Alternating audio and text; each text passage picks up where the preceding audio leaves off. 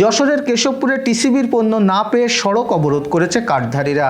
আমাদের প্রতিনিধি কামরুজ্জামান রাজু জানিয়েছেন, আজ দুপুরে যশোর চুকনগর সড়কের কেশবপুর শহরের পুরাতন বাস স্ট্যান্ড এলাকায় সড়ক অবরোধ করে রাখা হয়। এতে সড়কের দুপাশে যাত্রীবাহী বাস সহ অসংখ্য যানবাহন আটকা পড়ায় ভোগান্তিতে পড়ে অসংখ্য মানুষ। খবর পেয়ে উপজেলা প্রশাসন ঘটনাস্থলে এসে পরিস্থিতি নিয়ন্ত্রণে আনেন। পুরাতন বাস স্ট্যান্ডের একটি গোডাউনের ডিলার আব্দুল বারিক পৌরসভার 1, 7, 8 ও 9 নম্বর ওয়ার্ডের 605 জন কার্ডধারীর মধ্যে টিসিবি পণ্য বিক্রি করছিলেন, কিন্তু বেলা 1টার দিকে 605টি কার্ডের পণ্য শেষ হয়ে গেলে গোডাউন বন্ধ করে দেওয়া হয়। এরপরও গোডাউনের বাইরে অসংখ্য কার্ডধারী লাইনে দাঁড়িয়েছিলেন। তারা পণ্য না পেয়ে গোডাউনের সামনে যশোর চুকনগর সড়কে প্রায় 1 ঘন্টা অবরোধ করে রাখেন।